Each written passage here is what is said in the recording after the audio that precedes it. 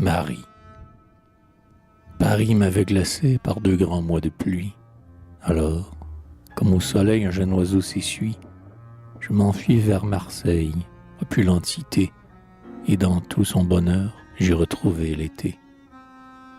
Le golfe étincelait, et son odeur saline m'arrivait mollement jusqu'à la colline, où, fatigué du bruit des chantiers et du port, parmi les arbrisseaux, je pensais à mon sort. Que cette terre est chaude, et que ce soleil brille, disais-je, mais où sont mes amis, ma famille? Et voilà que mon cœur retourne vers Paris, et puis m'emporte au loin sous le ciel morne et gris de mon pays natal. La bruyère est déserte. Sur les rocs de Pouldu, la vague roule verte. Chaque porte est fermée, et l'on entend mugir l'horrible vent de l'ouest aux angles du menhir. Oui, Dieu veille sur nous, tandis que dans mes rêves, je retrouvais ainsi ma province et ses grèves, et que, de lieu en lieu, errant sans le savoir, ma pensée arrivait d'elle-même au moustoir.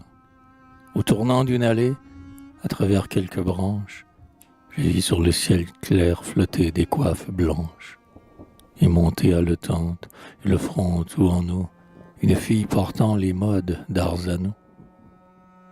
Derrière elle, un marin venait tenant un cierge, et du fort de la garde, ils allaient voir la Vierge. Ah, lequel dut sentir un bonheur plus subit? Moi, quand elle passa sous son étrange habit, elle, quand, sur la route écartant les broussailles, je lui criai bonjour en langue de Cornouailles. Le marin s'arrêta. « Suzic, entendez-vous? Un homme du pays a parlé près de nous. » Je descendis vers eux. Il était de ma ville. Son brick, au premier vent, repartait chargé d'huile. Sa femme le suivait sur mer, dans ses longs cours, avec son corset bleu tout bordé de velours, ses coiffes qu'il aimait, telles d'une jeune mousse. La nuit, elle chantait à bord d'une voix douce, et, l'écoutant chanter, il se croyait encore à l'ancre dans les eaux profondes de l'Armor. Ces gens-ci, me dit-il, admirent son costume, mais c'est ainsi chez nous, tel bourg, telle coutume. Nos filles de la côte ont des vêtements noirs. Sur les coiffes, ailleurs, on place des miroirs. Durant ces mots, voyant ce front mâle et sévère, ces gestes de marin, je songeais à mon père. Il reprit, « Nous avons des crêpes, du lait doux. Venez nous voir à bord et causer avec nous. » Oh Marseille, voilà comment ton port antique, je vis, bien triste un jour, venir mon Armorique.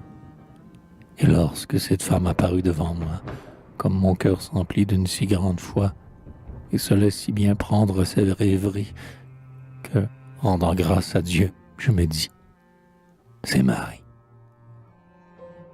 Oh Marseille, chez toi, pour ce bon souvenir, et pour d'autres encore, je voudrais revenir. Ta campagne est brûlée, et sur tes monts de craie, il n'est point d'herbe humide ou de châtaignier. Mais la mer d'Orient te baigne de ses flots. Tes 2 quais sont couverts de joyeux matelots.